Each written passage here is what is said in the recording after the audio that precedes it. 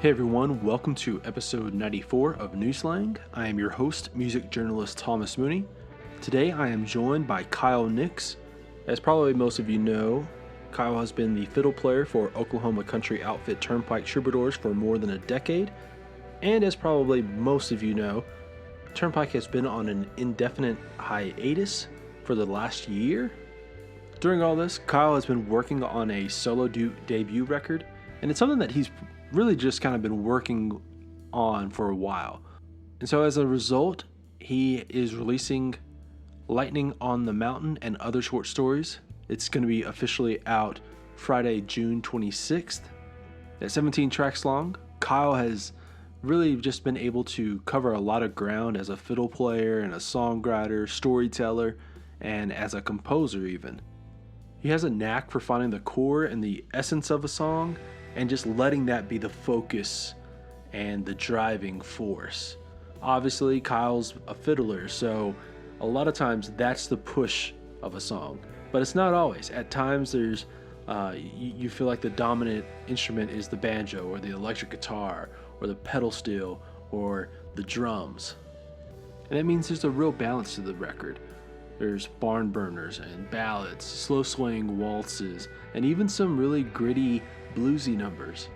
I'm not sure there's anything as gritty or dark toned in the Turnpike catalog as The Wolf at the Door. That's one of my favorite songs on the record. That's like Oklahoma Led Zeppelin or something sonically. It's very Southern Gothic despite the locale being Michigan.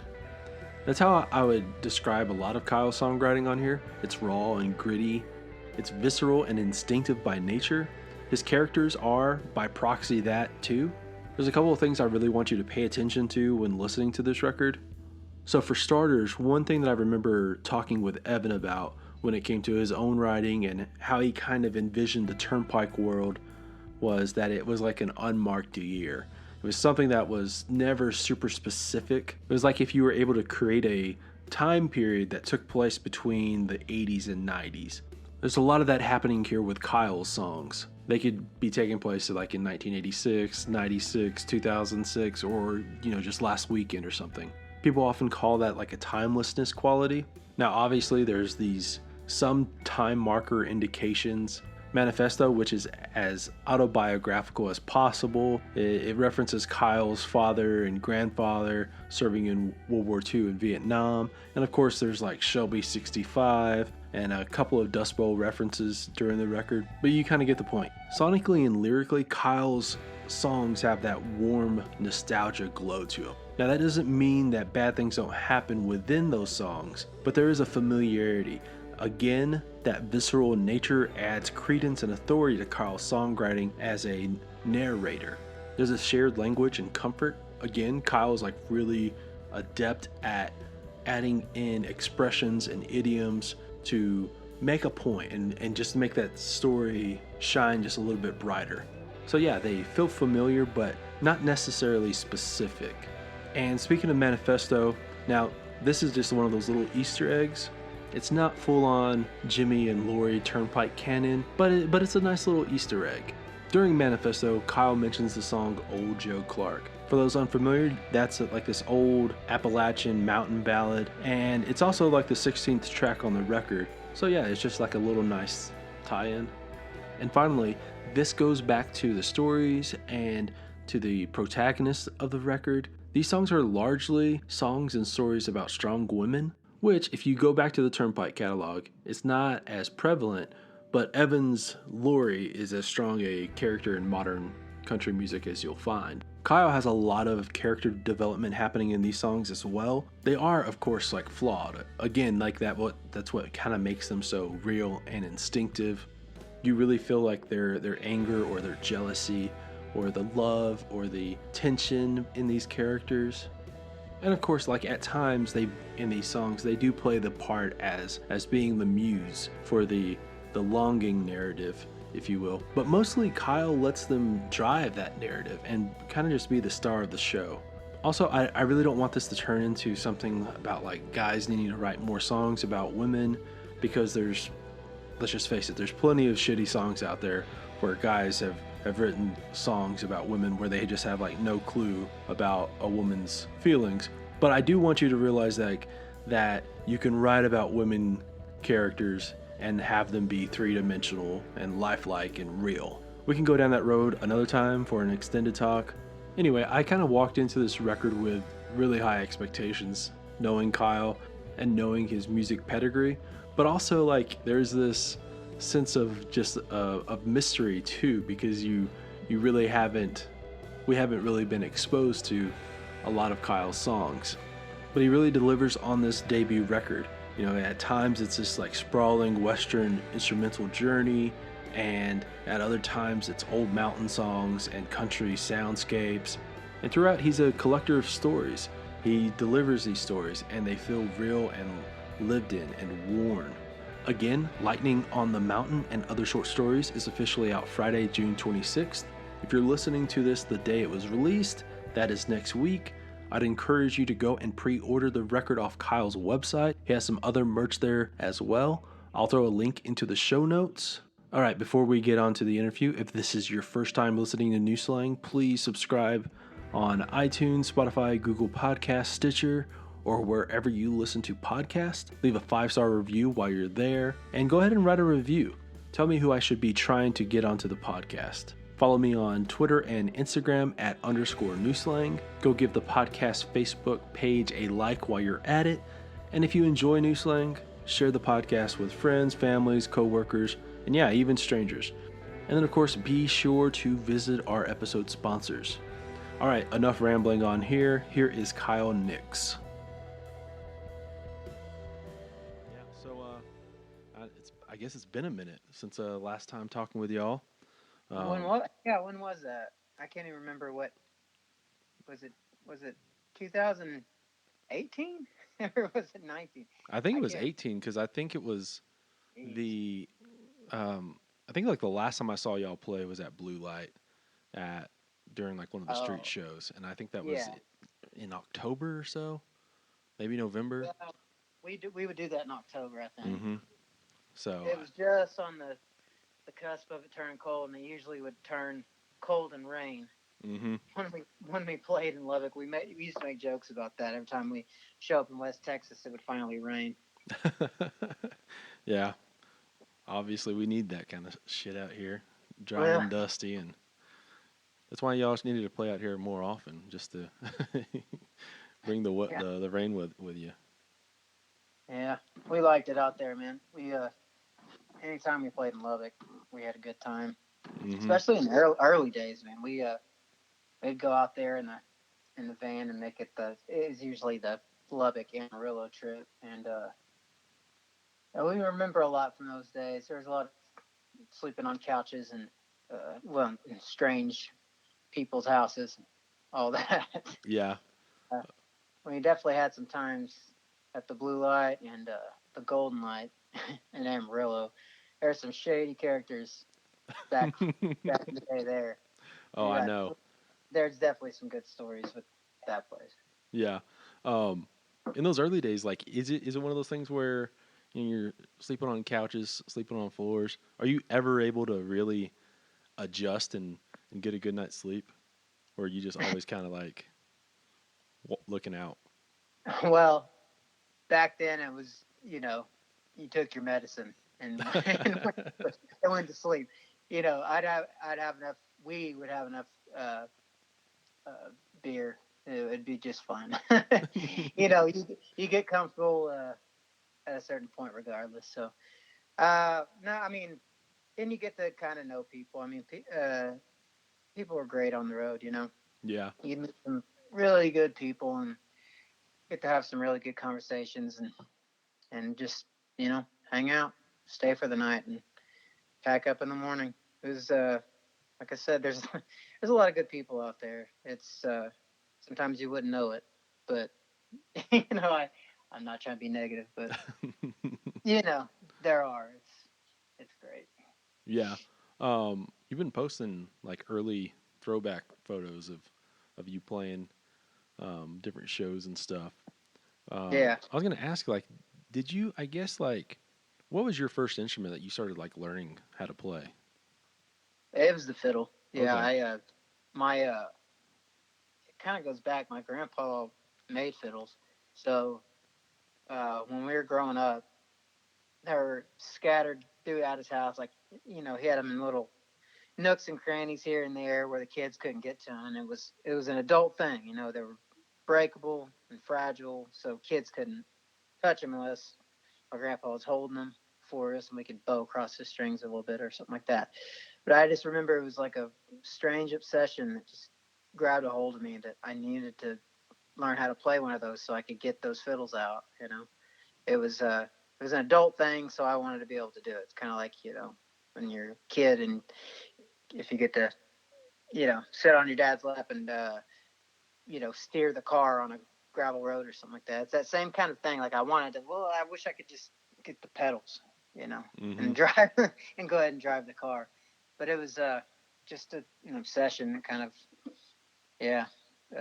grabbed me. So I started playing the fiddle when I was about 9. I think I wanted to start playing it around 7, but I don't think my parents took me seriously. Yeah. It's one of those things I've heard a lot of parents do the whole, if this time next year, if you're still wanting to do whatever that is, we'll start taking you serious about it. Yeah. Because obviously, like, as a kid, I mean, I don't know how many things I thought I was wanting to get obsessed with, but so like in those early shows, like where I'm trying to think of like what band name you had mentioned during that other podcast, Bad Boys of Country, I think, right? Maybe. Man, why did you have to do that? Oh man. Why did you have to do that? Well, I was gonna say. I literally posted a picture of that band, and I did not mention the name of it. And somebody had made a joke. It kind of automatically posted to my Facebook, and somebody made a joke and put some ridiculous name on there. And I said, "Well, the name was worse than that." I didn't post it though. Yeah, I don't know what the hell that was all about.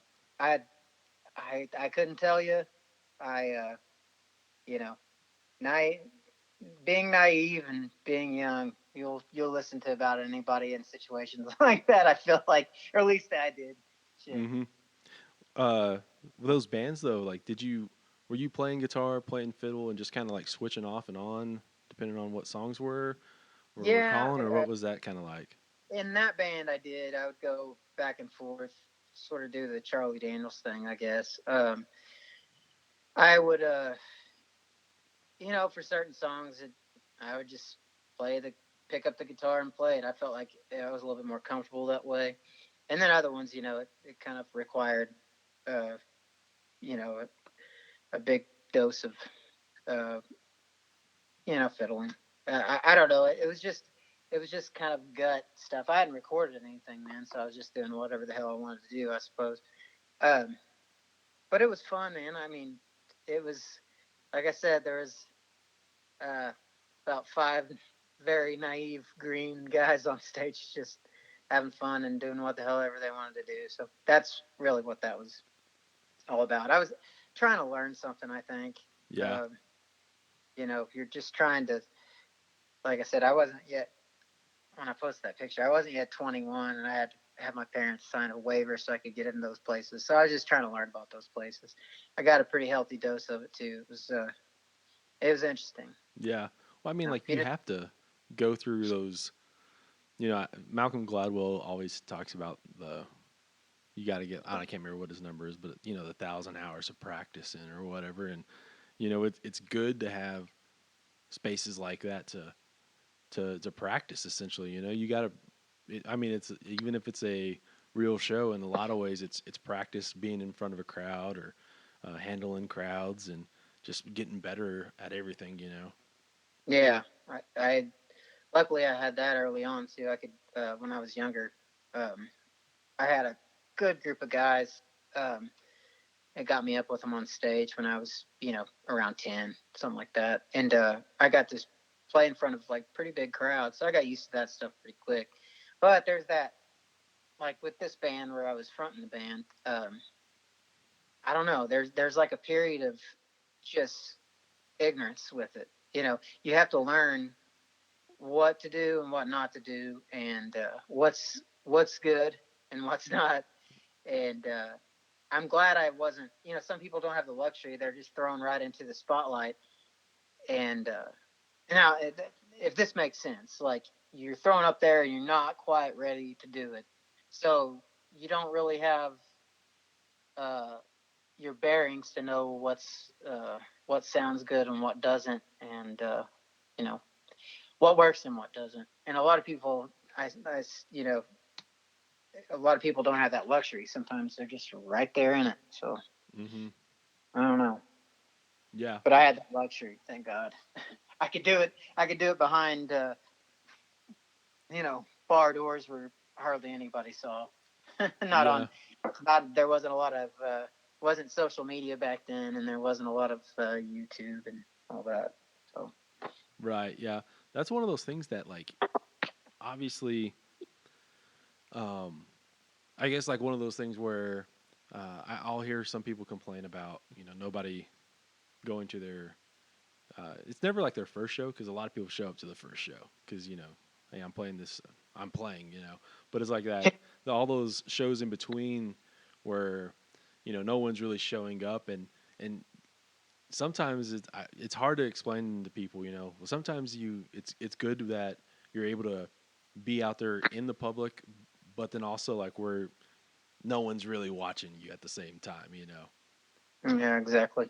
because in a way with just me starting the like my new slang stuff, no one's reading that early stuff, but like it's all the reps of trying to be right and trying to figure out what your voice is. Yeah, that's uh, that's true, man. Matter of fact, somebody just posted on one of those pictures something about I I'd pay a lot to see that, and I just wanted to tie back. No, you wouldn't. No, I don't think you would, man. But yeah, it's good. The Like you're saying, the practice really helps get Yeah. you somewhere. Yeah. Now you So mentioned your grandfather, obviously, uh, building fiddles and having them around the house and stuff. Uh, did your parents like play? Did your dad play anything or uh, no, anything else? no. Anyone else in family? Well, I had an uncle that played guitar. I'm not even sure where he learned from, but he picked guitar. Matter of fact, at some family get together, there's some uh, video of us playing fiddle tunes together. It's pretty cool. And I think it was the one and only time we played together.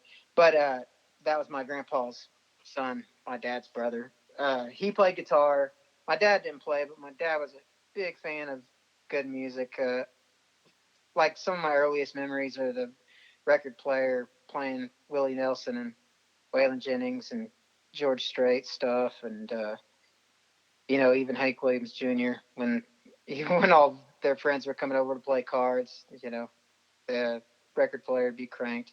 But yeah, I mean, I was lucky to have my dad and my mom were both big fans of music, and it was always around the house. And like I said, my grandpa was the only one that really played outside of my uncle. I have an aunt on my mom's side that's a great singer. She'll sing at church gatherings and stuff like that. And but that's about it. I mean, I don't really know too many, outside of that played anything or sang too much. Mm-hmm. Yeah. Um, Obviously, you've been working on this new record right here, and um, I guess like that's something that if you're a musician, you're always kind of having that idea of like, oh, I want to get a project of my own out at some point, even if I'm in another band or something. Um, has that always just kind of been in something that you wanted to check off and start getting work on? Yeah, I think so, man. I think ever since uh, I was in that first country band, when I started writing songs then. I'm glad I didn't record anything then because the songs were terrible. But I started then, and the idea crept into my head, and it didn't really leave. It hasn't ever left, really. Um, but as it's gone on, I've gotten to where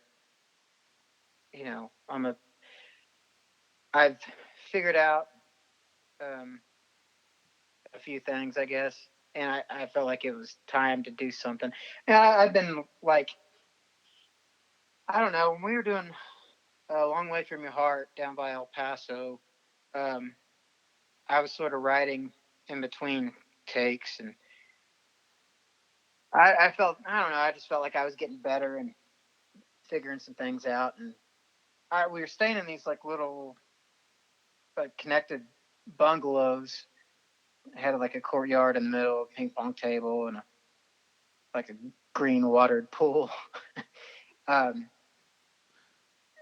it was kind of like a little town or something. So when we had any kind of break, I'd just shut myself in a little room and close the blinds and just write and try to come up with something that might, help on the record, because we weren't like 100% done with the writing, but pretty much Evan and RC were, sewing up the ends on everything. But I just wanted to contribute if it came to that. And so I think it really started, the idea of this record really started then.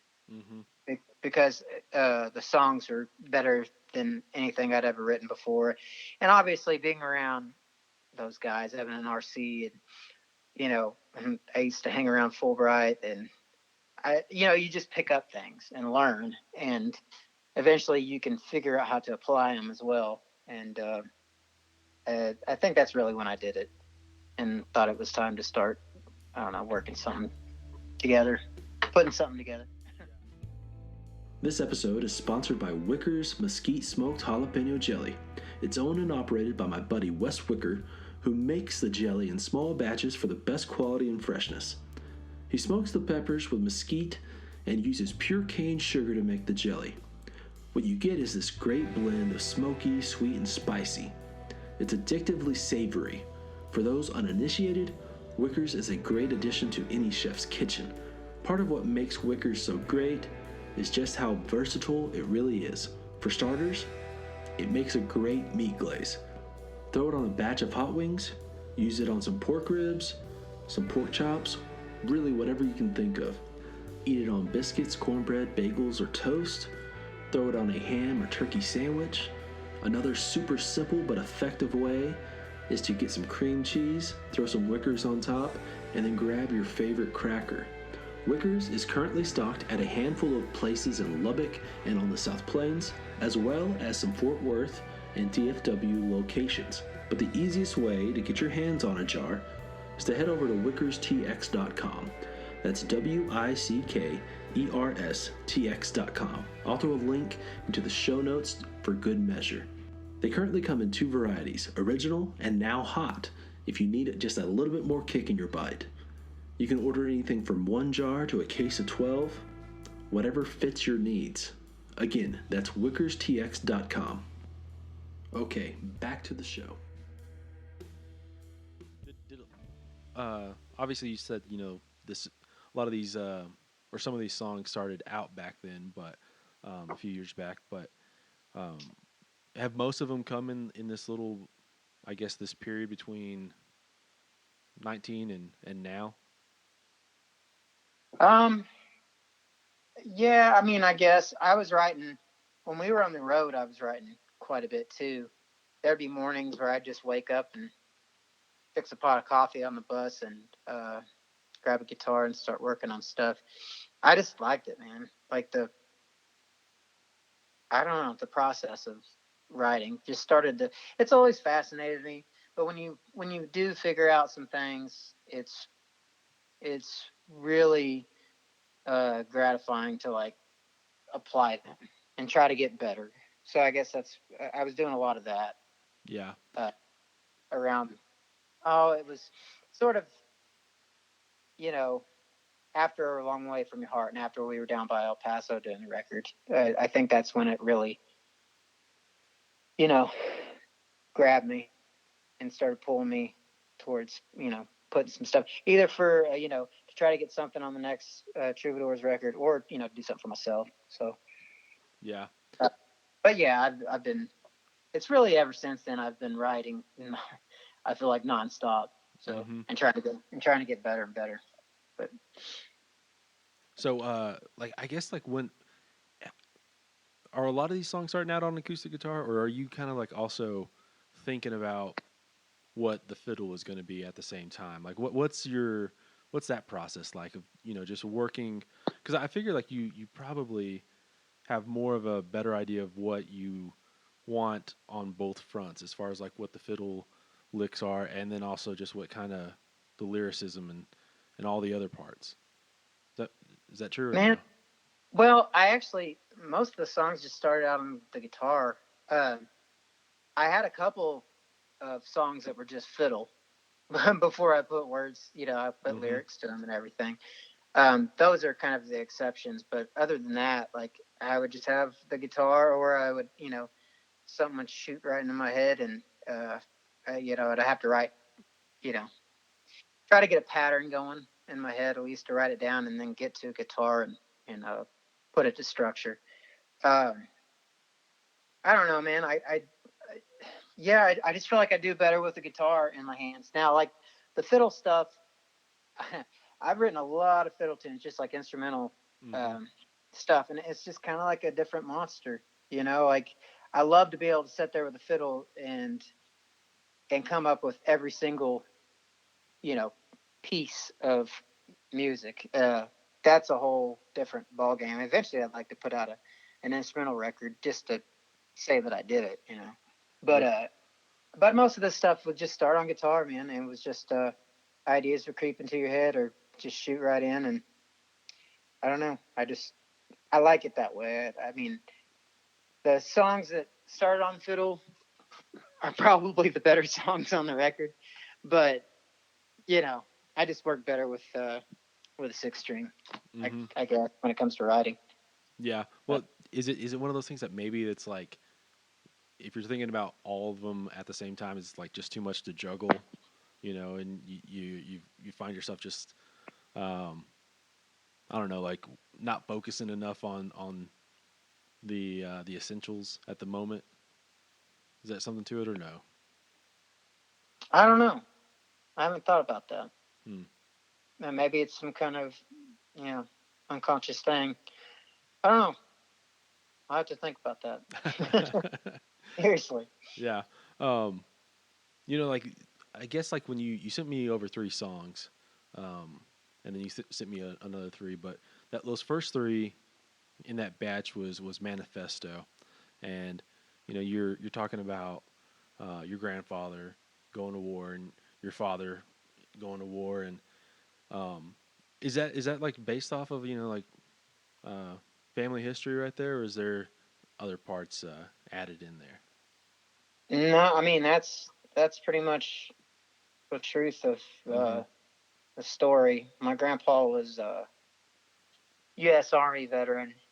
He was in I think it's the 761st Battalion. General Patton, his outfit during World War II. Um, he and my dad was a Marine Raider in Vietnam.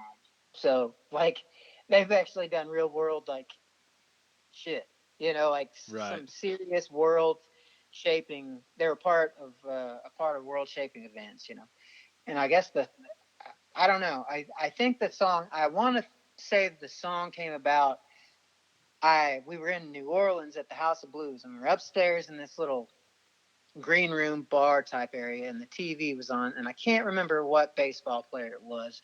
Just it was a pitcher though, and they got this ridiculous contract, and I just remember saying out loud like, "Man, I just don't feel like people that you know work once a week or two times a week should be paid, gazillions of dollars." And I said, people that deserve that kind of money are my dad and my grandpa. Those are the kind of people that deserve that type of money. And I think it all kind of spurred from that. Like, I, yeah, that night I was playing the House of Blues, and there were just a shit ton of people packed in there, and then I guess it was just that, like me saying that, like, well, what have I ever done? Like I haven't anything compared to what my grandpa and my dad have done and what they've accomplished, and you know, in the real world. And I felt like it'd be kind of cool to try to make that point in a song. And other people, like, I just don't think some people are appreciated for the guts of things that they do. Right. Yeah. I don't know. I just think I'm lucky that I have it easy. Compared to my dad, that's worked and broken his back his whole life, and I get to just go out there and fiddle diddle. Yeah. I mean, that sounds weird. I'm not trying to knock anything I do. Not at all, or anything a musician does. There are people that it's just incredible the sacrifices they've made. So Yeah. I was just trying to make that point in the song. Yeah. No, I get it. I mean, like um, I guess like all parents kind of want, the world that their kids live in to be a better place, and, um, you know, yeah, like art and culture is important and stuff like that. But I always kind of, and I love taking it all serious, but at the end of the day too, I always have to kind of remind myself, we're talking about music. So, it's not dire straits on issues. There's a lot more important things in this world. So, but I think Yeah, it's a great but song. Yeah. but I was thinking at the same time, like, I know that music has really inspired a lot of things. So I mean, it's definitely inspired me. Mm-hmm. Uh, you know, it keeps I don't know, keeps people's spirits up, keeps the bullet out of your head sometimes. I mean, it Right. just does. Yeah. It's there's some kind of magic to it at the same time. So I don't mean to undercut myself or anybody else who plays music, like I said. But it's just yeah, I don't know, man. Uh, it's just I appreciate people that make sacrifices for the greater good of the world and Mm-hmm. whatnot. Yeah. Well, obviously, there's also been some of that in on Turnpike Records. About um, veterans fighting and like obviously like 1968. Having people who have like sacrificed and really pushed forward in the world, been uh, left in a better spot. Um, Yeah.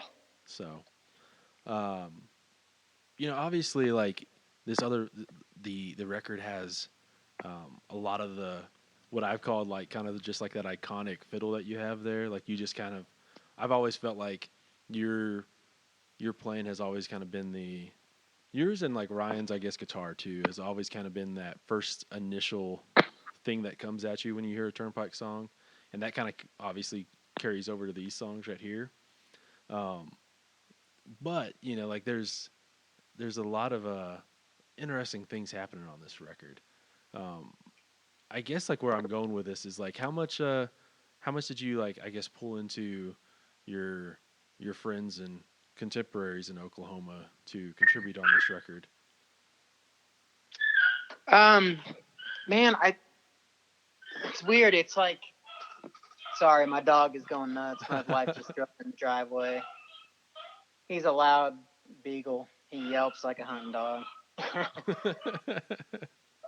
Jeez Louise. Well, I had like the the guys from the band were on the record, man. Like when I first started talking about doing the record, they were the first guys I wanted to ask. Um, you know, all I love everything they do. Gabe's just he contributes so much outside of just drumming. Uh, I mean, everybody does. It's weird. I mean, uh, that's why it's so great being in the studio with the Turnpike Troubadours because everybody contributes, man. It's if if you can't find your way out of the hole you're in, there are going to be five different guys there to try to pull you out with ideas. Mm-hmm. So I knew that I wanted those guys on the record, even if they're just gonna drop in and do the parts. I had a lot more people on this record too. I was lucky, like really blessed to have some really good musicians. But what was the question? My dog threw me all off. Well, I was just like asking who is else maybe like on this record that played on it um that played on the record? Okay, I had uh, my producer Wes played some bass when RC couldn't make it for a couple days. Byron Berline played on it. He's kind of like my hero, so that was pretty cool. Mm-hmm. Byron's played with everybody. I mean, I could spend half an hour on Byron alone. But I had Kevin Foster that played with Jason Eady, and he was playing with Sonny Sweeney last I heard. He played on it. Ian Moore, do you know who Ian Moore is? Yeah, yeah. Yeah, Ian played on it, man. Ian's like one of my favorite musicians and singers like in the world, and I got really lucky. So Colin Fox, who plays with Charlie Crockett, used to play with Ian, and I was gonna have Colin come in and do some trumpet and some keys and stuff like that, and which he knocked it out of the park. Obviously, he's really good. But I remember I asked him like, "How do you think Ian would want to do this?" Because Colin was going to go on the road and do a few shows with Ian while Charlie was parked for a little bit, and he said, "Yeah, man, call him up." And I got a hold of Ian, and he was down to do it, and I couldn't believe it. I was like, "Man, this." I mean, I used to go follow. I don't think I haven't really told him, but I used to follow them around and watch them all the time, and I loved. Ian just has like one of those. He can do anything, man. He can play guitar, like I don't know, man. He's just an incredible singer, incredible guitar player. One of my favorite albums is Luminaria of his. It's really neat. But yeah, Ian played on the record. Chris Jones from Oklahoma, Chris Jones and the Flycatchers. Him and his guitar, Isaac Stalling, played on the record. A gal named Kim Pomeroy. She added harmonies for me. She's awesome. She's up and comer. She's going to be something, man. I'm looking for. I think she's putting out some music pretty soon, but I'm looking forward to hearing that. Dan Walker. He's played on Fulbright stuff, but I think he's literally. I think he's playing with Heart now. Or last I heard, was man. playing with. Had started with Ann Wilson and then ended up just playing with Heart. So he played on the record, and then I had two gospel singers, Shonda Graham and Myra Beasley. Like they sang on this outro that I have for the record, and it's incredible. Like I feel like some people are just kind of blessed with certain things from birth, and like their voices just soar, man. So it was really cool to get all these musicians on here. Oh, Grant Tracy played some bass on a bluegrass tune. That's the one that Byron played on too. So it was Grant playing stand-up bass. Grant Tracy from Jason Boland and the Stragglers. Yeah, and Byron. We played a bluegrass tune together. It was really cool. But I had a lot of really good musicians on this outside of the Troubadours. So Mm-hmm.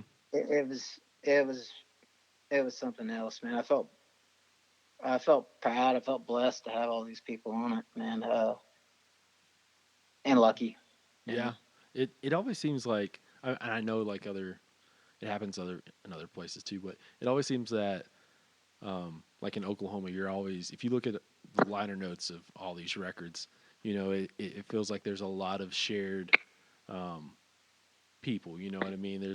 People just will, if you're asked to come play on a record, um, they will. It's a really nice, sounds like a really nice like tight knit community of musicians.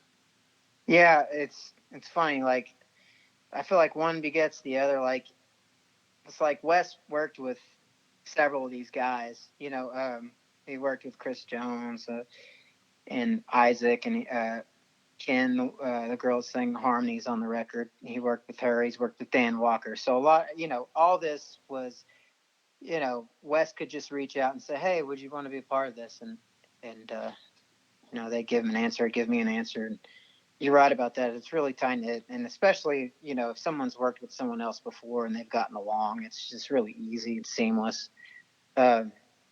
And it was like that here for sure. And I knew, I knew Haystack. I knew Kevin from playing with Edie, and he played with the Quails before too. And Right. Yeah. he, uh, lived in. Oh, you're breaking up there. You still there? Oh, yeah, I'm here. Okay, I can hear you better now. Okay.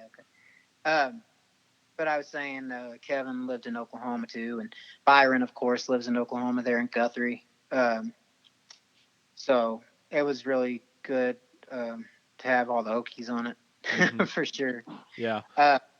But I was really I don't want to go on and on, but I will say if anyone's listening to this and they don't know who Byron is, Byron Berline, you gotta look him up. He's done a lot of cool stuff. I mean, he's been on so many classic records. Like he was on Rolling Stones' "Let It Bleed." He was on Eagles stuff. He played with the Eagles. Played with Graham Parsons. He's on all Graham Parsons stuff.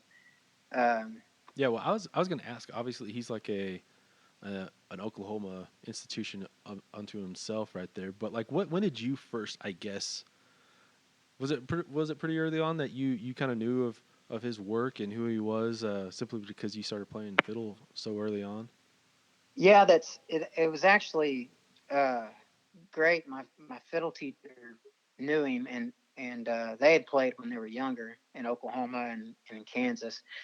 So my fiddle teacher would tell me about him, before I'd ever met him, because Byron was still living in California at the time, and he's working on a lot of soundtracks and stuff like that outside of just doing regular studio musician stuff. But he my fiddle teacher had cancer, and she was going downhill pretty quick, and as she was going downhill, she made sure she was telling me and my parents that it was about the time that the word got through that Byron was moving back to Oklahoma.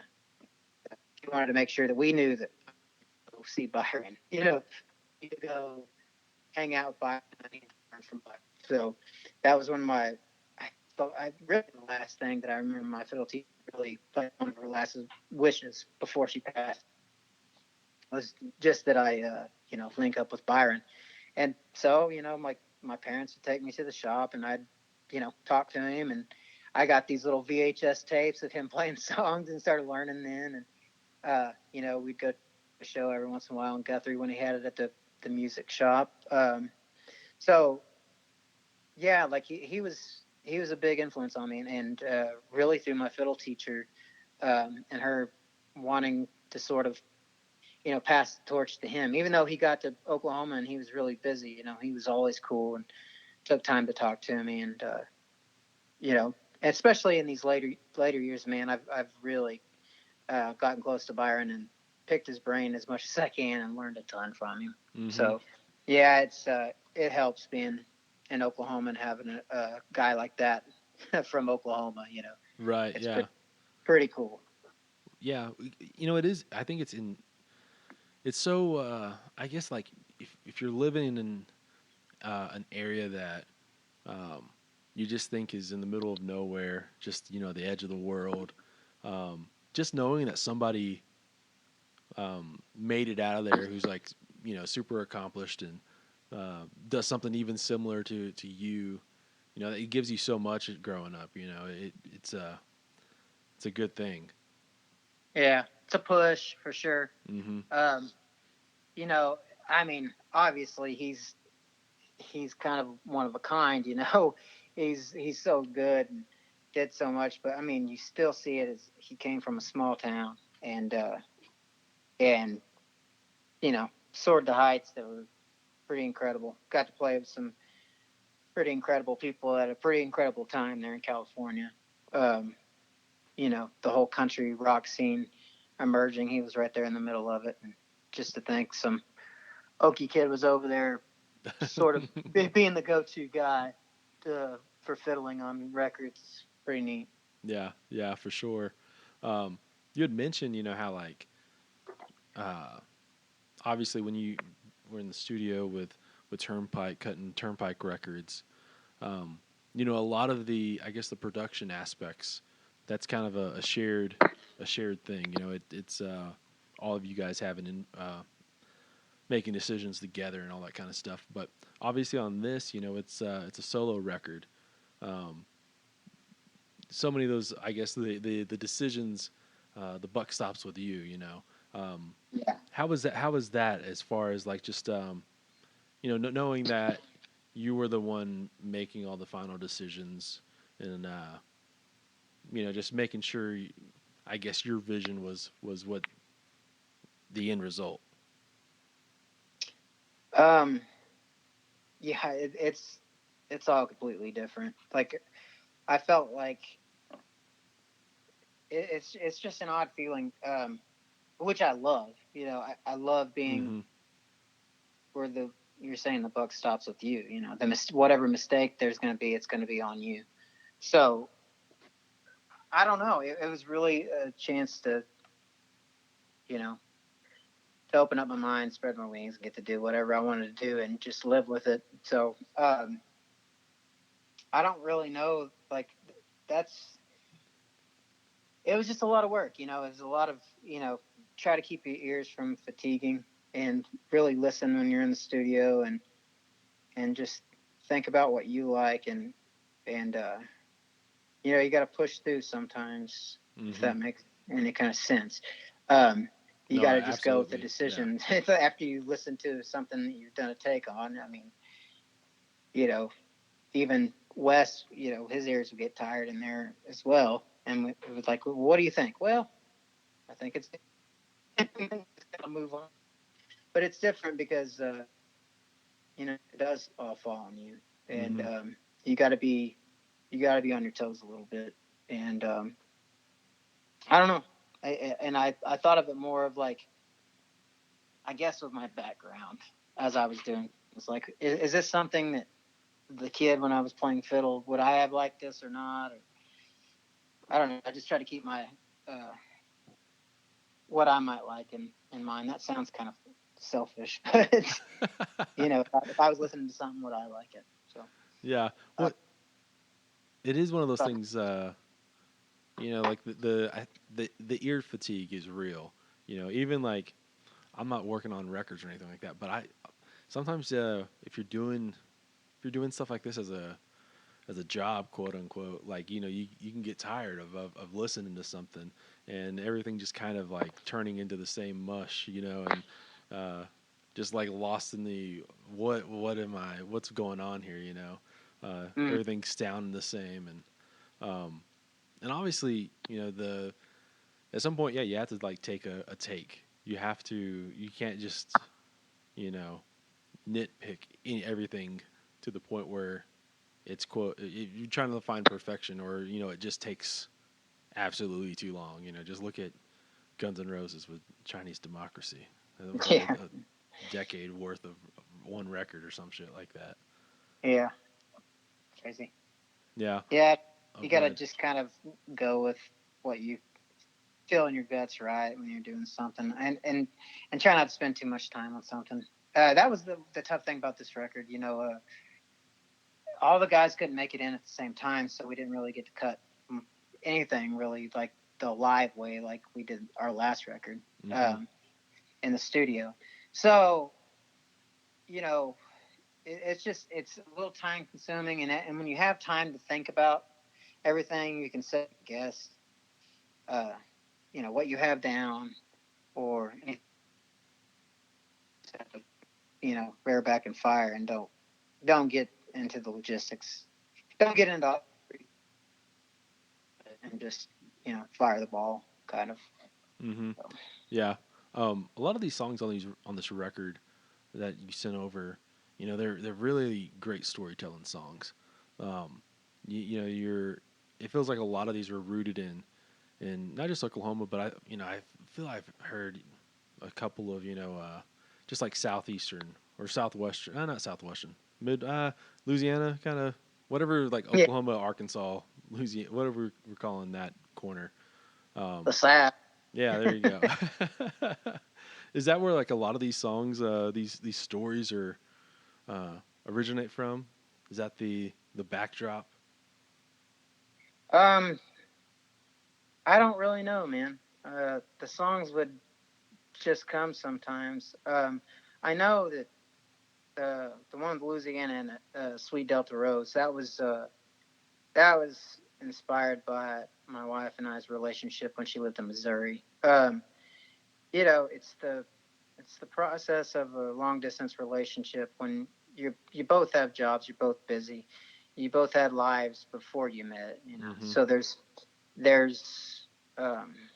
sometimes it's not just going to fire right up, you know, from point A.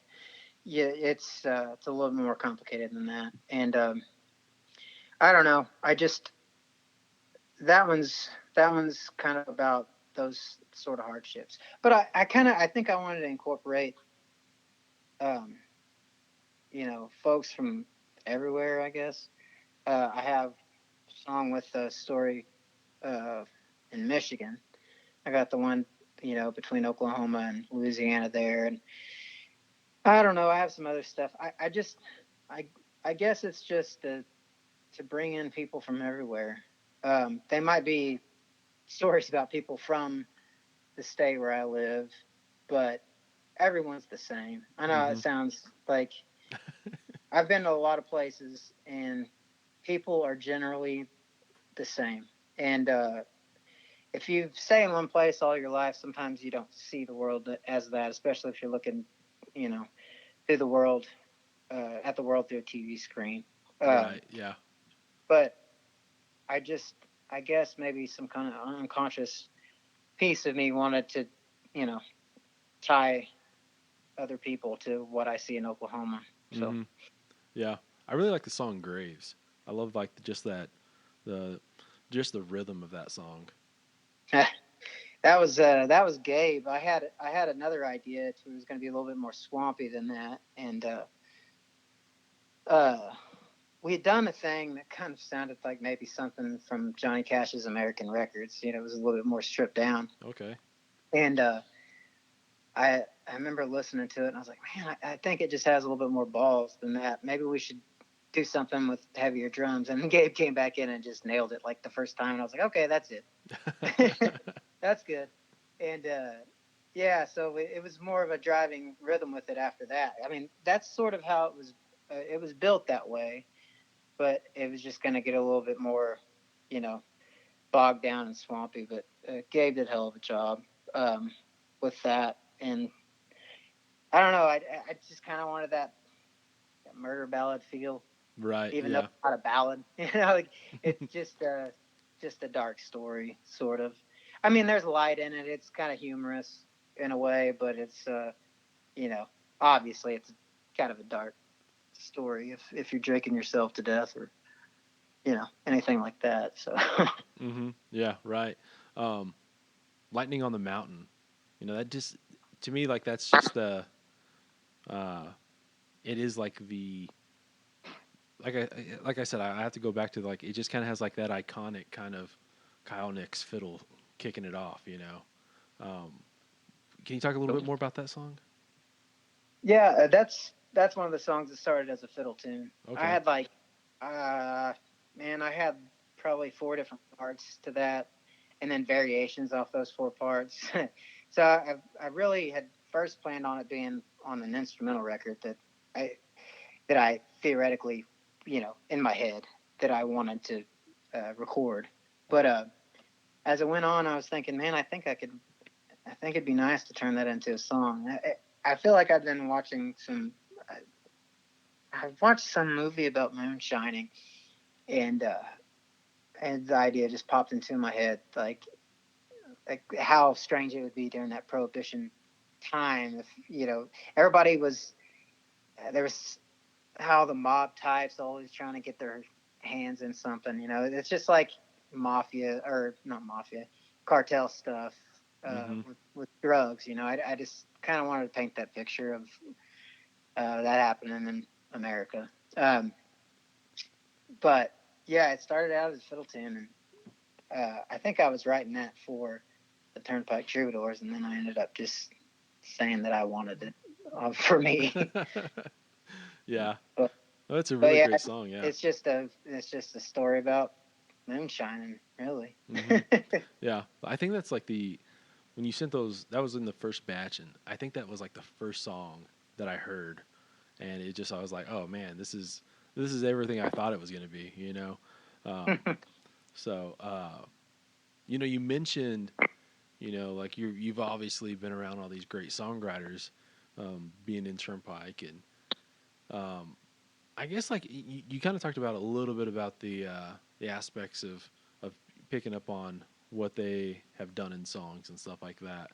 Um, what like is there anything specific that you're just kind of like, oh yeah, that's a really, not necessarily a trick or anything like that, but like, oh, that's something that's a really cool way to turn a phrase, or like how to make a point in a song. Is there anything specific or anything like that, or is it just kind of the general, just looking at the broader picture and just being able to like just know this is how they kind of do um, stuff just to.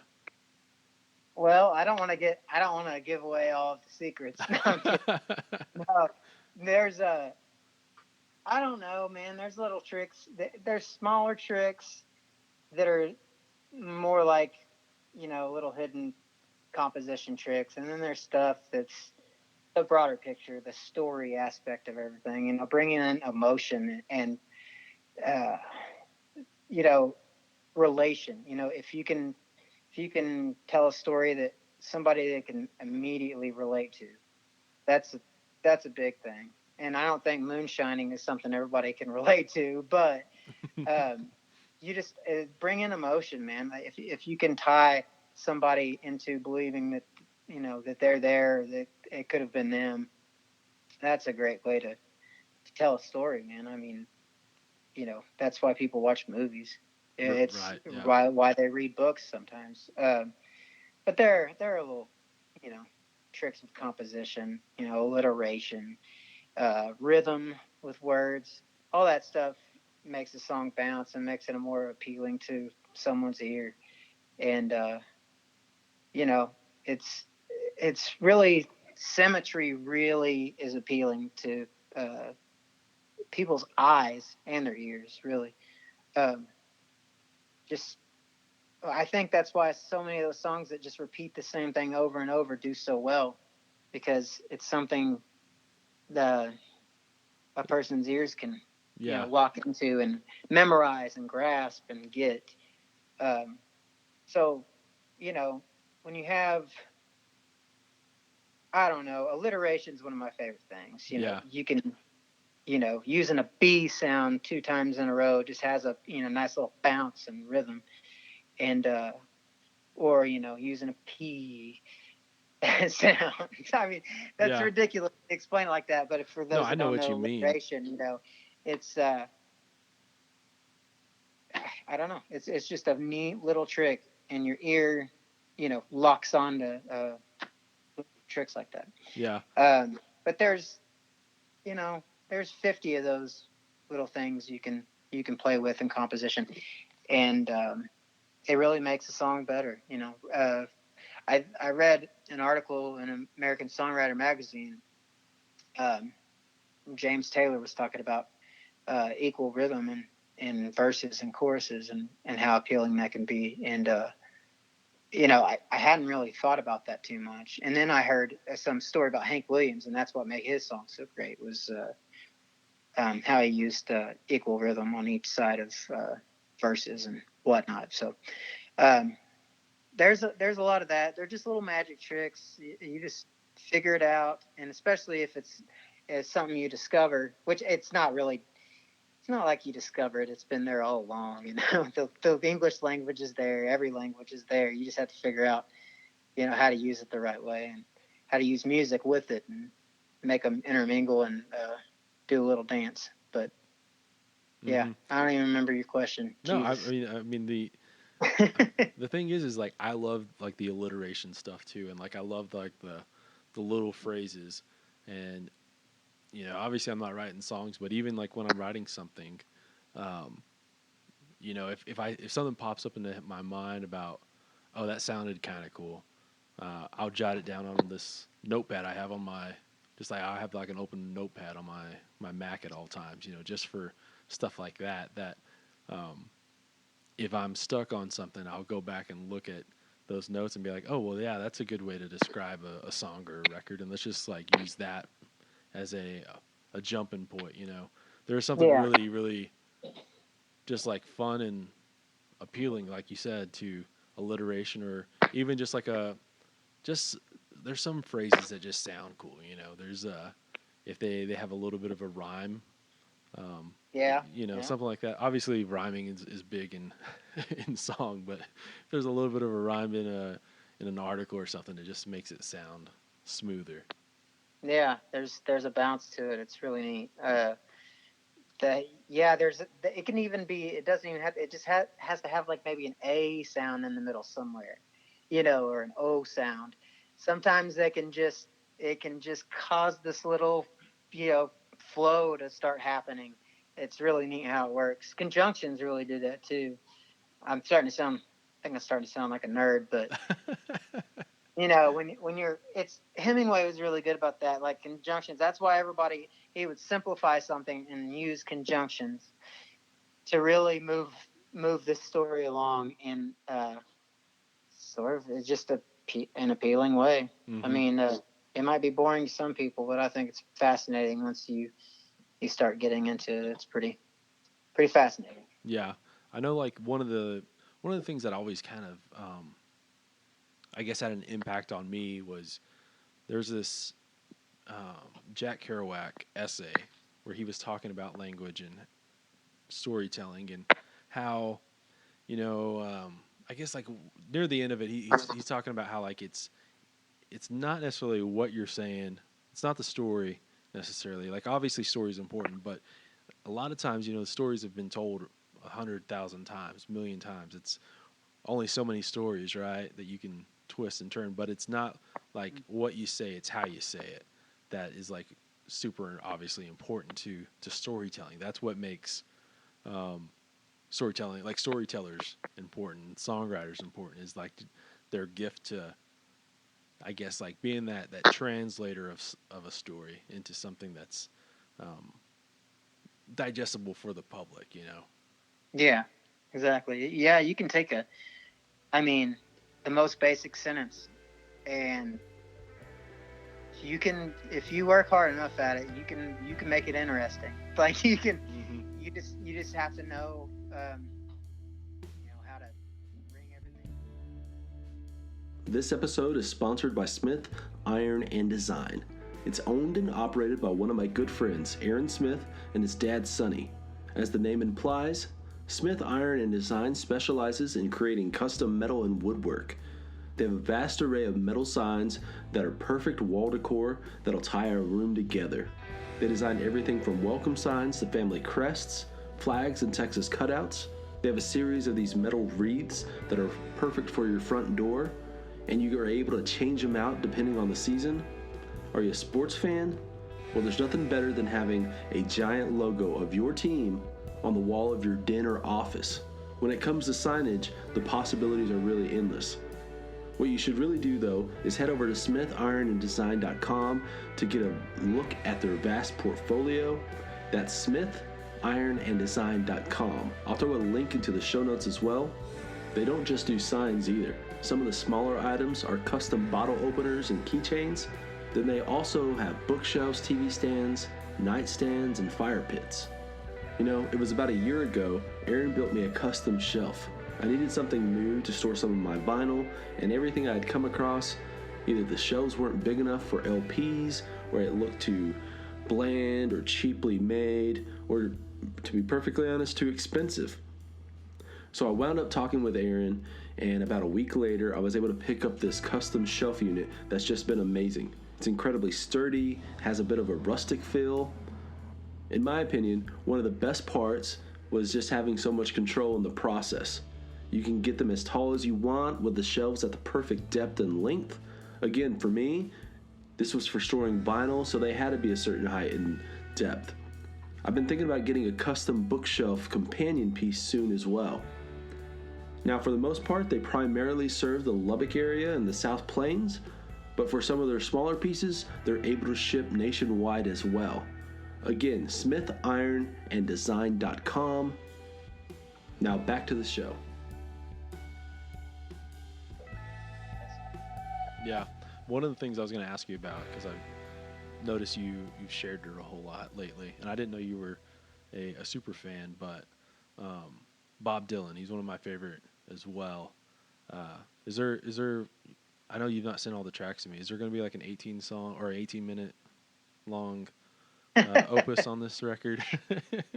No, no, there isn't. But I definitely lately I've been writing where I have to scratch out verses and pick the best ones because I do get on a kick where I'm just you know everything's sort of just flowing and I'm not gonna I'm not gonna stop just because Yeah. it that's really time to stop. If I can get a little bit more out of the story that I'm trying to tell, you know, I can cherry pick the better of the Right. verse or lines or whatever.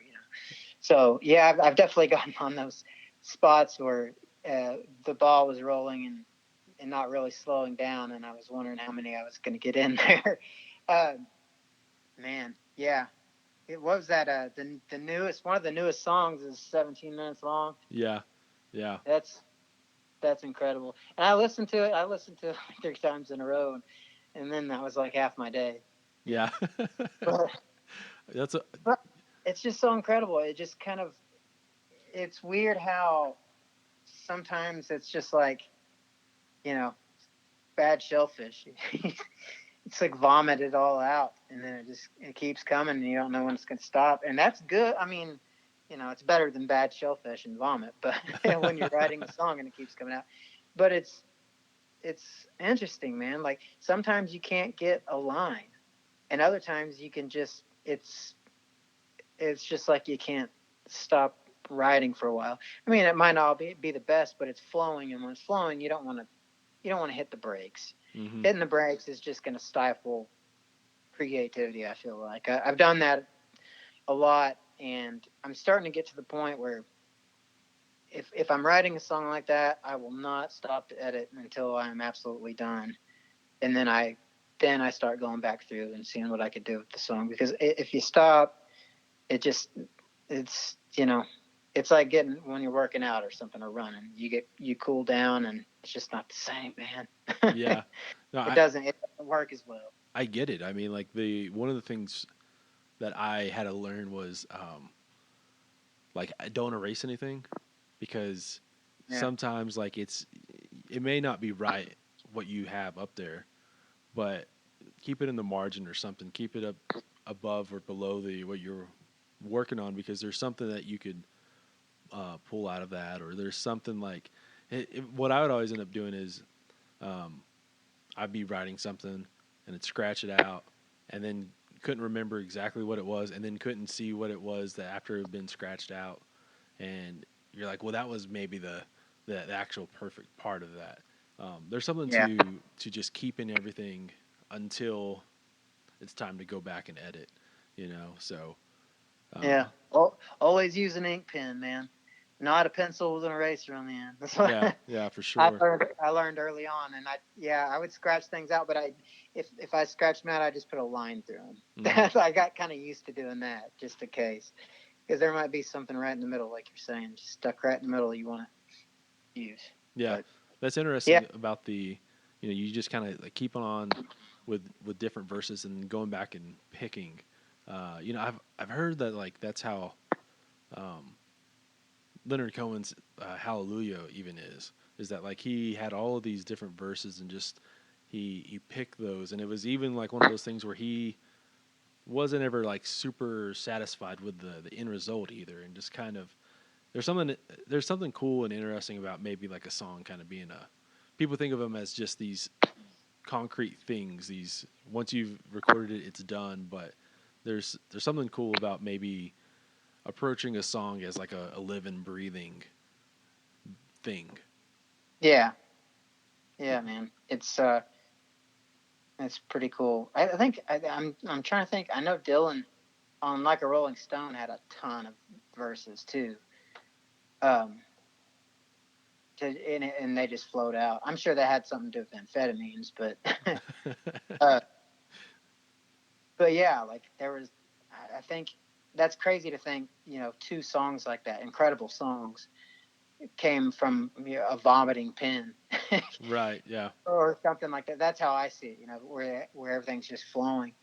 Um, I think so yeah. Desolation Row had some of that as well. What was it? Desolation Row. Oh yeah. Yeah, because that's at least I don't know. It's like 10 minutes at least, something like that. And I'm sure there is a lot of extra left off. Yeah. I mean, a lot of Bob Dylan stuff is. That's all those bootlegs are coming out, and you'll see all those songs that, like, you can hear other songs in the lyrics, and he just cherry picked from those songs and stuck them in this song. So basically, you can kind of have the assumption that that was maybe one whole song, or diced up or something. It's just incredible how like people should really get into those bootlegs because he has written a ton. It's pretty incredible. So yeah, don't tap the brakes, man. Do you have a favorite bootleg? I feel like only like super Bob Dylan fans would even know what their favorite bootleg is. I can't, man. I have so many. I mean, obviously, the one that's pretty inspiring to me as putting in the work is the Basement tapes, like the entire collection of the Basement tapes, because you can just hear him working through songs or making up shit as he's going, and him and the band are putting in the work. That's inspiring to me. But I mean, it's also inspiring to look at what's the name of that one? There's one. It's it's gonna bother me now. Let me see if I can. It's I pulled it up. Telltale Signs. It's the one from okay. In the period from Oh Mercy to oh hell, what's that one? It's Oh Mercy to Love and Theft, or it's somewhere in there. Yeah, that's actually the one I was going to bring up. It's being like one of my favorite. It's great, man. And some of those, I don't know how they didn't make it on the record. I feel like some of the alternative takes of a couple of those songs were better than the ones that made it to the actual record. So, I mean, I don't know. Everybody has, their wants when they're putting together an album. So, and who am I to question Bob Dylan? Shit. Yeah, that's volume 8. Yeah, there's. Let me see here.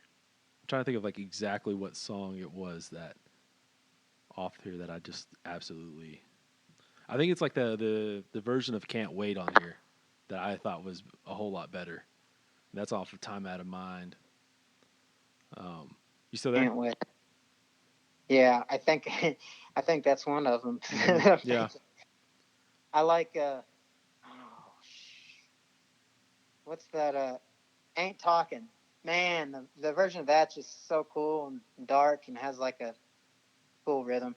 I don't know. I shouldn't be saying that because I want to rip off that rhythm somehow. It's so neat. It's so cool. It just has this really dark, heavy step walking rhythm. It's just neat. Yeah. The thing about the thing about Dylan is that there's 10 different versions of Dylan, and I think the most underappreciated is this era, the new Dylan. I guess when people always say he can't sing, but I don't think that's true. But this version, the post 90s version is obviously the darker grasp of the raspy Dylan, and I feel this is one of my favorite eras of Bob Dylan is that version of the Time Out of Mind, Love and Theft, all the way up to modern times. Yeah, man, it's my favorite right now. I went from, I went all the way back to the beginning to, making it to the present. It's present times, like you're saying, modern times, the record Modern Times. I love that record. Yeah, it's my favorite right now. And even stuff he's putting out now, he's kind of talking through it, but it's lyrically, it's kind of I don't know, it conjures up something in you. It's these weird, uh, I don't know, esoteric things Mm-hmm. that kind of reach into your subconscious. And that sounds like I'm crazy or something, but man, I've listened to that. I've listened to those 2 songs that he's put out recently quite a few times, and it does something else. Like to me as a fan of Bob Dylan and fan of lyrics, Mm-hmm. so of writing. Yeah. So yeah, man, I'm into everything that he's been doing since he got old. And I mean, when he was young, obviously when he was young, but like now I'm really getting into all that and trying to learn something from it, I guess. Yeah. The one, I guess like the one bootleg series volume that I didn't know if I was gonna like, because it's not really like my favorite era. Um, and it's volume 10. That's like it's called the Another Self Portrait, and that had like cuts from Self Portrait and New Morning, and Yeah. that one right there. Um, I guess like when I first heard like what it was, like I didn't realize there was gonna be as much. Like there's even like a an alt take of from Natural Skyline on there as well. But like Mm. it starts out with I went to see the Gypsy, and it's like a more of a demo style, and that's Mm-hmm. another example of like that just being like a better song, like the better version of that song. Okay. Yeah, go check that out if you haven't heard it. No, that's funny. I haven't gotten into that one, and I think it's the stigma of New Morning and Self Portrait almost. You Yeah, know. exactly. That's why I thought like I was like does he really have a whole lot of stuff from here that I want to even check out? So Yeah. That's weird, huh? yeah, Gets it's in your head that way. yeah. When What? you listen to the other stuff and then you listen to that, you're like, like Mm-hmm. there are parts of it I really just don't like. But I mean, there are parts on some of his other records that I love that I just really you know, don't like that much. Mm-hmm. I don't like. I don't know. I don't want to get started with this because I could pick songs on every record, but I mean, shit, Yeah. whatever. Well, it is. It's one of those things where I think that Dylan's such a massive figure that when you start getting into branching off and listening to music, and you're kind of told by everyone like, oh, like the Christian Dylan's bad Dylan, and like, oh, like the '80s Dylan is not good Dylan, and this version of Dylan's the best version, and all that kind of stuff, and so you kind of walk in with that in mind, and so like your kind of your impression of what Bob Dylan's going to be is obviously tainted, and I feel like that's been a big part of I guess like thinking of what Bob Dylan was, and then later on, you know, when you really sit down and start listening, you're like, oh, this version of Dylan's actually pretty good too. Like this is, like I Yeah, don't know what this guy was listening to, or whatever the case is. yeah. But that the funny thing about that is, it might not have been as fruitful in certain, you know.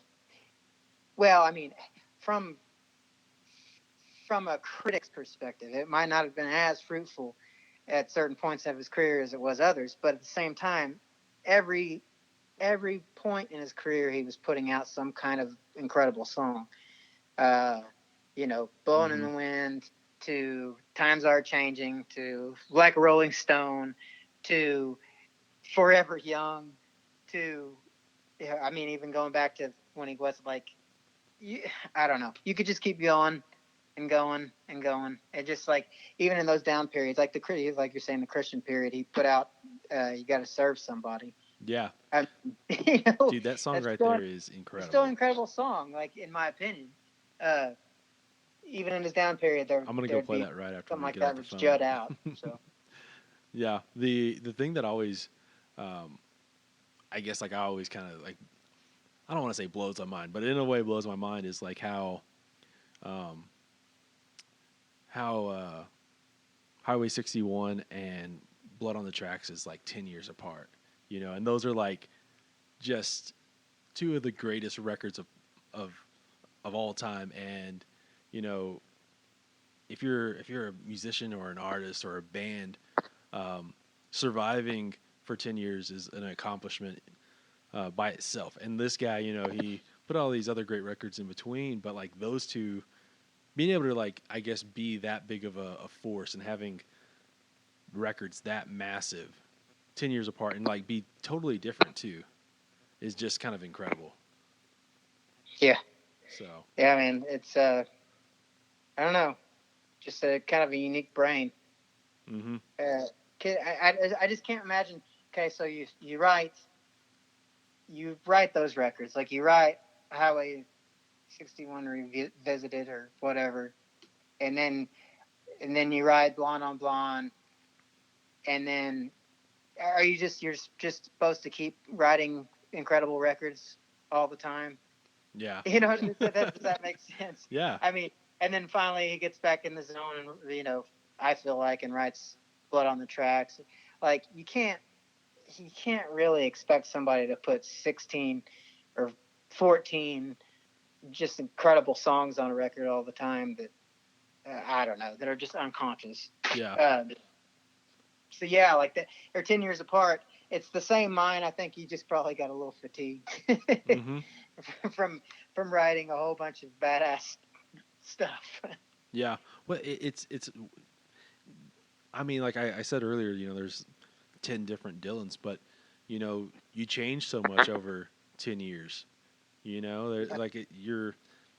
It's not necessarily like you're a different person, but like you can be so drastically different over a decade.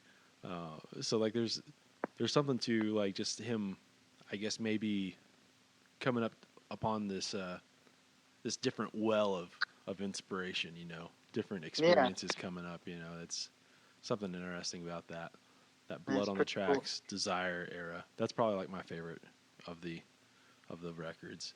Desire. Yeah, man. Me and Evan and I we lived in a house on Washington Street in Stillwater, close to the OSU campus. I don't know how many times we listened to Desire on the vinyl player. Mm-hmm. Like, it was between a few records. It was that one, and we listened a lot to Hayes Carl, Trouble in Mind. Mm-hmm. Man, I don't know. Like that one's kind of deep in my cells, because we just listened to it on Sunday nights when we were hanging out at the house drinking beer and picking songs and stuff. So yeah, Desire is one of my favorite, just for that reason. There's something.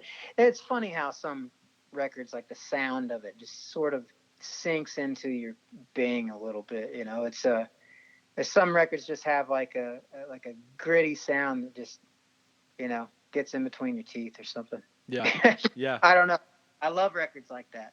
I could pick about a dozen that just have something to them.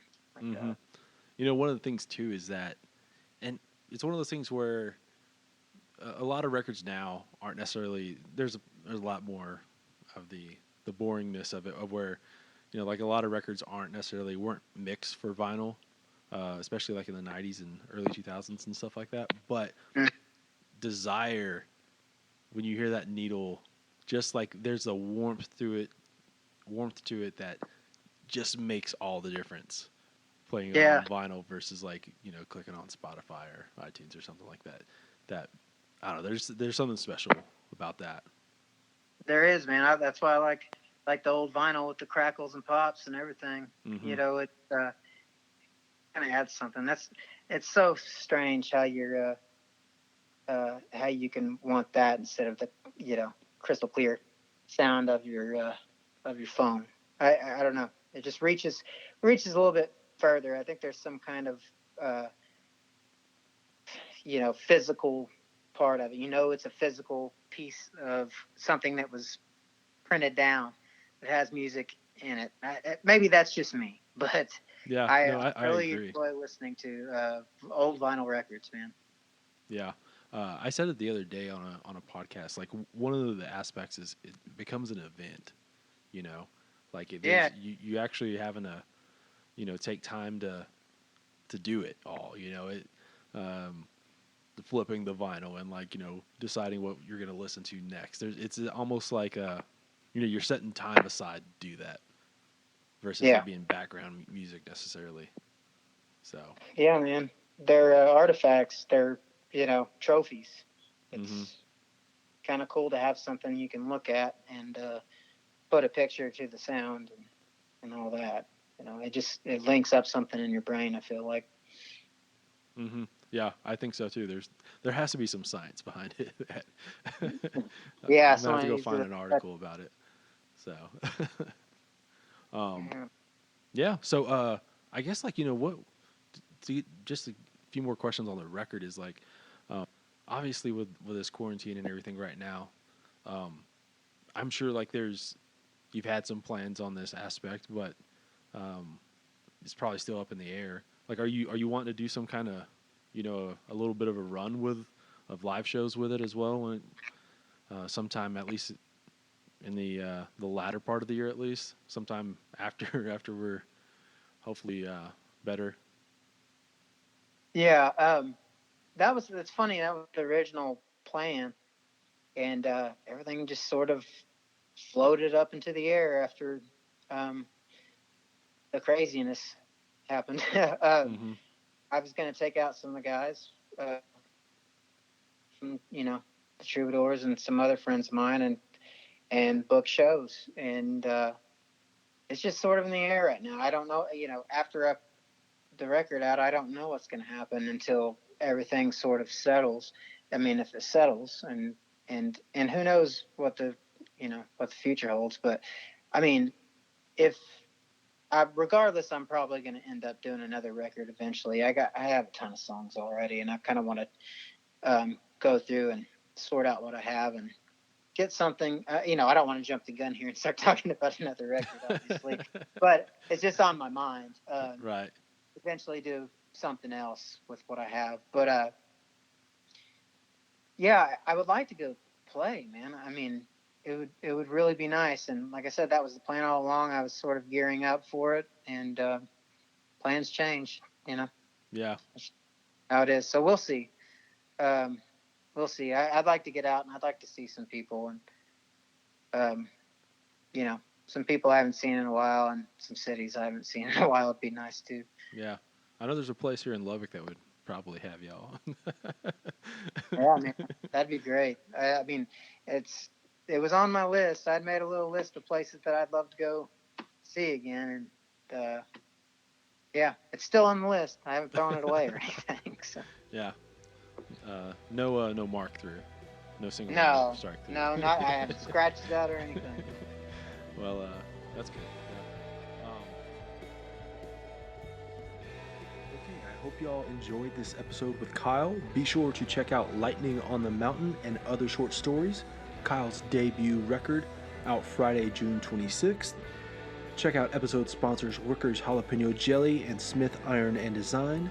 All right, I'll see y'all later this week for another episode.